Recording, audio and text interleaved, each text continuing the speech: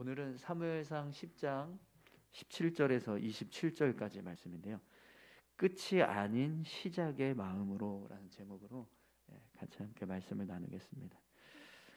오늘 본문 말씀을 보면 이제 드디어 사무엘이 이스라엘의 왕을 세우기 위해서 모든 백성들을 미스바로 모으는 모습을 보게 됩니다. 그리고 사무엘은 이제 다시 한번 왕을 세워달라고 요구한 백성들의 요구가 하나님의 뜻에 반하는 일이라는 사실을 말씀해주고 있습니다. 그러면 17절부터 19절까지 한번 보겠습니다. 사무엘이 백성을 미스바로 불러 여호와 앞에 모으고 이스라엘 자손에게 이르되 이스라엘 하나님 여호와께서 이같이 말씀하시기를 내가 이스라엘을 애굽에서 인도하여 내고 너희를 애굽인의 손과 너희를 압제하는 모든 나라의 손에서 건져내었느니라 하셨거늘 너희는 너희를 모든 재난과 고통 중에서 친히 구원하여 대신 너희의 하나님을 오늘 버리고 이르기를 우리 위에 왕을 세우라 하는도다. 그런즉 이제 너희의 지파대로 1000명씩 여호와 앞에 나오라 하고. 아멘. 하나님께서 이스라엘 백성들을 애굽에서부터 함께 하시면서 그들을 모든 원수들의 손에서 구원하시고 또 모든 재난과 또 고통 중에서 구원해 주셨습니다. 그런데도 불구하고 이스라엘 백성들은 그런 하나님의 통치를 거부하고 인간 왕을 세워서 왕의 통치를 원하고 있는 거죠. 그래서 이 모습이 하나님이 보실 때는요, 이스라엘 백성들이 하나님을 버렸다 이렇게 생각하시는 거예요. 이 상황을 우리가 조금 더 쉽게 이해할 수 있는 어떤 그런 예가 있는데요. 우리 그냥 들어보시면 조금 이해가 되실 겁니다. 어떤 검사가 있습니다. 어떤 검사가 있는데 이 사람이 검사가 되기 전에 사법고시를 준비하고 있을 때 정말 가난해가지고 제대로 공부도 할 수 없는 상황이었는데 그런데 옆에 이제 여자친구가 한 명 있었어요. 그래서 이 여자친구가 열심히 이 사법고시를 하는 준비를 하고 있는 이 남자를 뒷바라지를 하면서 공부를 다 시켰어요. 그래서 결국에는 이제 사법고시를 패스하고 검사가 되었습니다. 그런데 어느 날 갑자기 이 남자가 부잣집 여자를 만난 거예요. 그래서 자신을 위해서 헌신했던 이 여자친구를 버리고 부잣집 여자하고 결혼을 하고 가게 됩니다. 결혼을 해서 가게 되는 거죠. 그랬을 때 여러분 그 버림받은 여인의 심정을 한번 생각해 보십시오. 어떤 마음이 들까요? 화도 나고 또 그 자신을 버린 남자에 대해서 그 검사에 대해서 미워하는 마음도 있고 그런 마음들이 있지 않겠습니까? 지금 이스라엘 백성들의 모습이 이 모습하고 좀 비슷한 상황인 겁니다. 하나님께서 이스라엘 백성들을 그렇게 끊임없이 구원해 주시고 은혜 주시고 함께 해 주셨는데 그런데 그 은혜를 이스라엘 백성들은 기억하지 못하고 우리에게도 왕을 세워달라 이러면서 하나님을 이제 버리는 그런 모습을 행하는 거죠. 그렇기 때문에 분명히 하나님도요 이스라엘 백성들의 모습을 보면서 화가 나셨을 겁니다.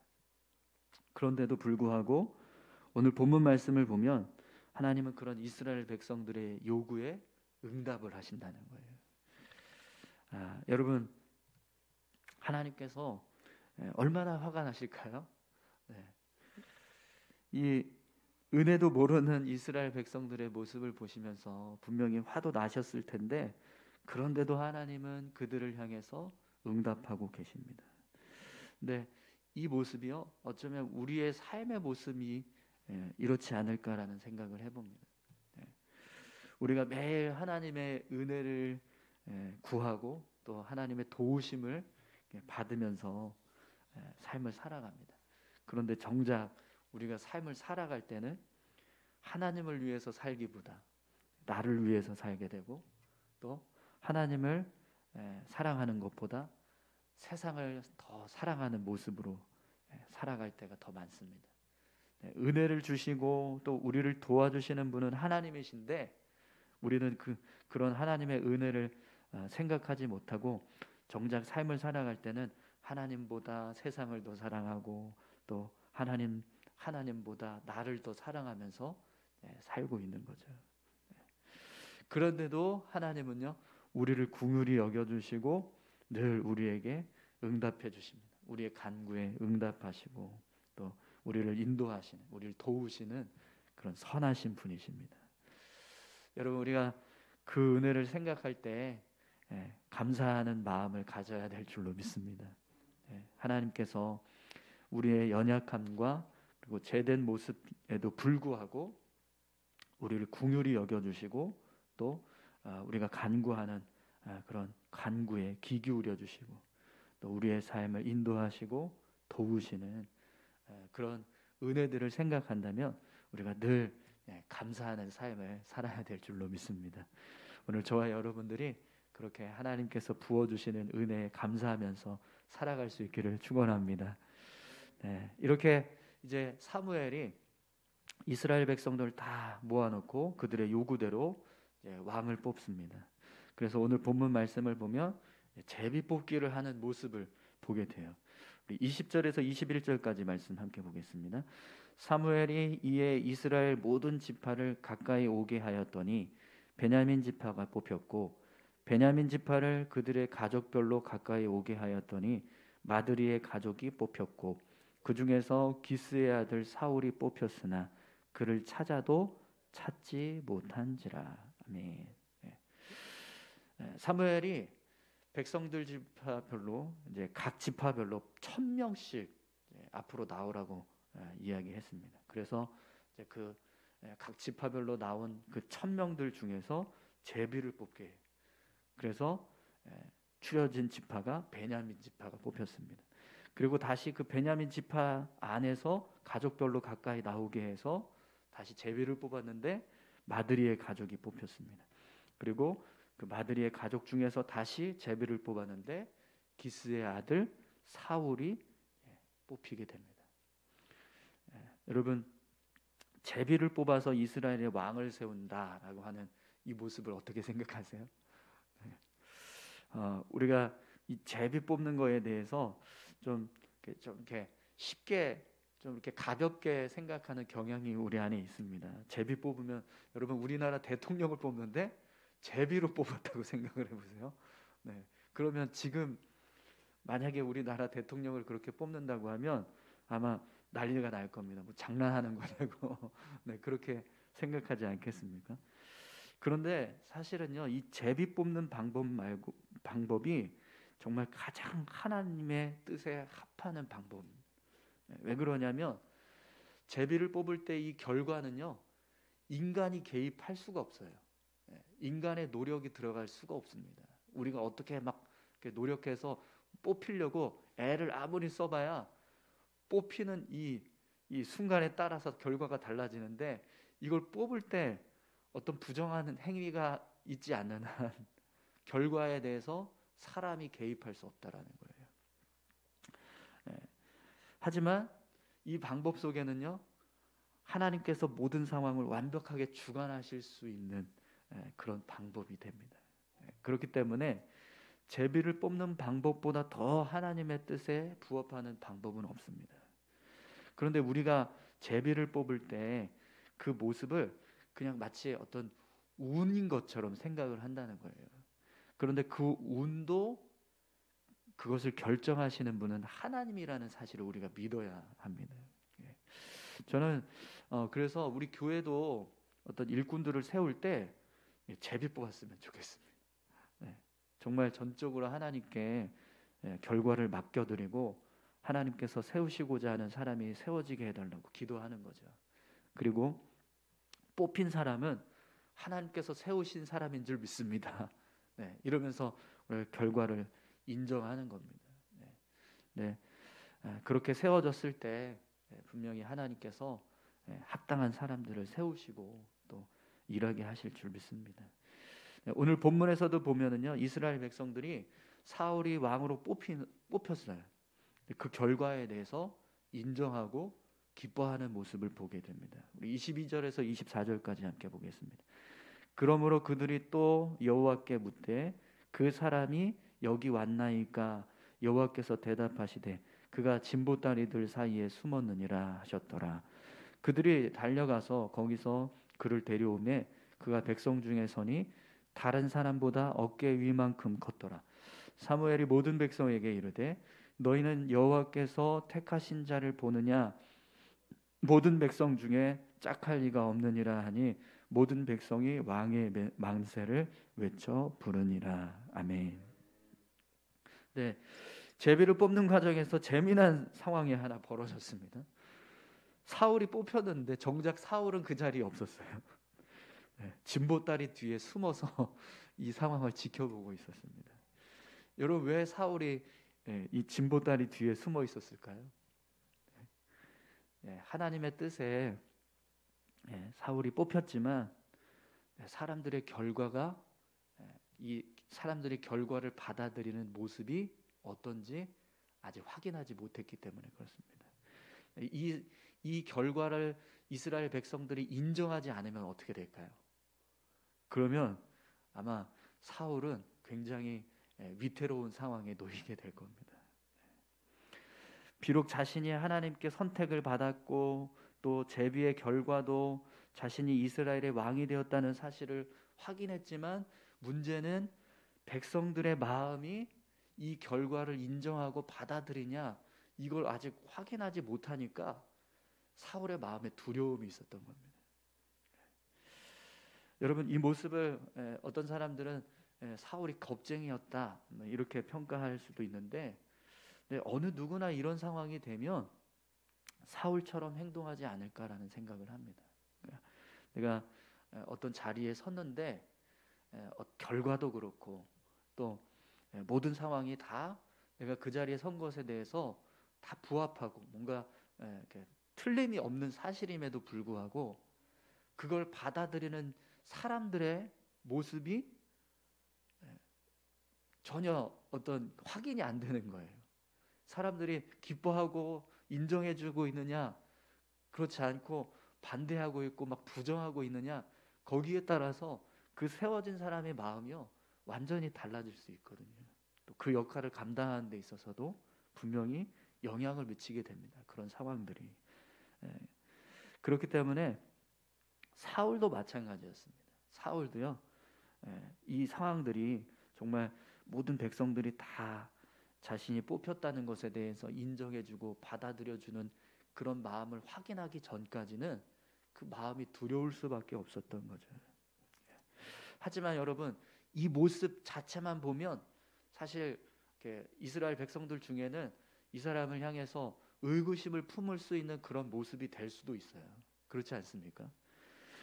그런데 오늘 본문 말씀을 보니까요, 사무엘이 진보다리 뒤에 숨어 있으니까 빨리 데리고 와라 그래서 이스라엘 백성들이 그를 데리고 옵니다. 그리고 이제 백성들 앞에 섰는데 섰더니 어떻게 돼 있어요? 어떤 모습이 보입니까? 다른 사람보다 어깨만큼 더 키가 컸다. 이렇게 머리가 다른 사람의 어깨, 그러니까 머리 위에 하나가 더 있었다는 거예요. 그 정도로 사울이 키가 굉장히 큰 사람이었습니다. 그 모습을 보니까 사람들이 뭔가 좀 달라졌어요. 그래서 사무엘이 모든 백성에게 이렇게 이야기합니다. 너희는 여호와께서 택하신 자를 보느냐? 모든 백성 중에 짝할 리가 없느니라. 이렇게 선포합니다. 야, 한번 봐봐라. 얼마나 멋지냐. 하나님께서 선택하신 이 이스라엘의 왕, 정말 어느 누구도 짝할 수 없을 만큼 훌륭하지 않느냐. 이렇게 딱 선포하는 거죠. 그랬더니 백성들이 어떻게 합니까? 왕의 만세를 외쳤다. 사울왕 만세, 사울왕 만세 이런 외침을 했다는 거예요. 아마 이때야 비로소 사울은 마음을 놓았을 겁니다. 드디어 백성들이 나를 인정해주고 왕이 되었다는 것을 받아주는구나. 그 모습을 보면서 아마 두려운 마음이 다 사라졌을 겁니다. 여러분, 이렇게 하나님께서 사울을 왕으로 세우시는 모습을 우리가 쭉 함께 살펴봤습니다. 어떠세요? 이 과정을 이렇게 쭉 봤는데 정말 기가 막힐 정도로 하나님께서 정확하게 섭리와 역사로 이 모든 일들을 이루어 가시는 모습을 보게 되지 않습니까?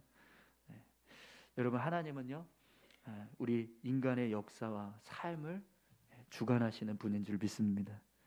또 우리가 살아가는 우리의 인생, 한 사람 이 개인의 인생조차도 하나님께서 세밀하게 주관하시고 또 그 삶을 이끌어가고 계시는 분이라는 사실을 우리가 믿을 수 있기를 바랍니다. 분명 하나님은요, 사람들을 죽이기도 하시고 살리기도 하시고 또 높이기도 하시고 낮추기도 하시고 부하게도 하시고 가난하게도 하실 수 있는 그런 분이십니다. 우리가 그것을 믿고 그 하나님을 붙잡고 의지하면서 살아가는 저와 여러분들이 다 되셨으면 좋겠습니다. 이제 사울이 왕으로 세워지고 또 사무엘은 이제 나라의 제도를 책에 기록해서 하나님 앞에 두고 모든 백성들을 흩었습니다. 그래서 백성들이 다 흩어져서 집으로 돌아가요. 그래서 사울도 집으로 돌아가는데 그때 마음의 감동을 받은 유력한 사람들이 사울을 따랐다라고 기록합니다. 사울이 왕이 되니까 사람들 중에서 이제 그 왕과 함께 마음을 합해서 나라를 다스리기 위해서 사람들이 붙었다라는 거예요. 사울에게 이제 어떤 신하들, 같이 함께 협력할 수 있는 군사들, 이런 협력자들이 세워졌다라는 겁니다. 그런데 오늘 본문 말씀을 보면 반대의 사람도 있어요. 어떤 27절 한번 볼까요? 어떤 불량배는 이르되 이 사람이 어떻게 우리를 구원하겠느냐 하고 멸시하며 예물을 바치지 아니하였으나 그는 잠잠하였더라. 말은 하지 않았지만 시끄럽게 막 떠들면서 사람들한테 막 하지는 않았지만 사울을 부정합니다. 그래서 예물을 드리지 않아요. 그러니까 모든 지파가 사울이 뽑힌 것을 알고 기뻐하면서 예물을 드렸는데 어떤 사람은 그를 부정하면서 이 사람이 과연 우리를 구원하겠냐 이러면서 그를 멸시하고 예물을 드리지 않았다라고 기록하고 있습니다. 여러분, 이제 사울은요 왕이 되었지만 다 끝난 게 아닙니다. 지금부터 다시 시작하는 거예요. 그렇기 때문에 어떤 자신의 어떤 이렇게 인간적인 능력을 의지한다거나 또 자만해서 교만해져서 내가 왕 됐으니까 이제 끝 이러면서 교만해지기 시작하면 그때서부터는요 문제가 생기는 겁니다. 그렇기 때문에 왕이 되었다라고 해서 이제 마음을 안심하는 게 아니라 더 하나님을 붙잡고 더 하나님을 의지하면서 자신에게 주어진 역할을 감당해야 되는 거죠. 그래야 모든 백성들이 사울 왕의 다스림 안에 이스라엘 백성들이 순종하고 또 같이 협력하는 그런 일들이 이루어지게 됩니다.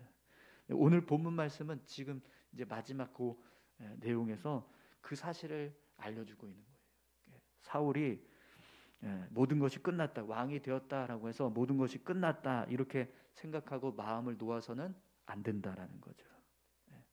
하나님 앞에 지금부터 다시 시작이다라고 생각하고 더 하나님을 의지하면서 자신에게 주어진 이 왕의 역할을 잘 감당해 나가야 한다는 사실을 분명하게 보여주는 겁니다.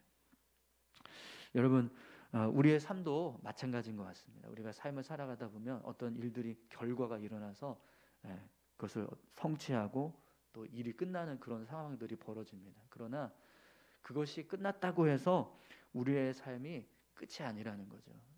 사실은 우리의 삶은요 늘 시작, 매번 하나 끝나면 다시 하나 새롭게 시작해야 되고 그렇게 매번 삶을 살아갈 때 우리의 삶은 시작이다.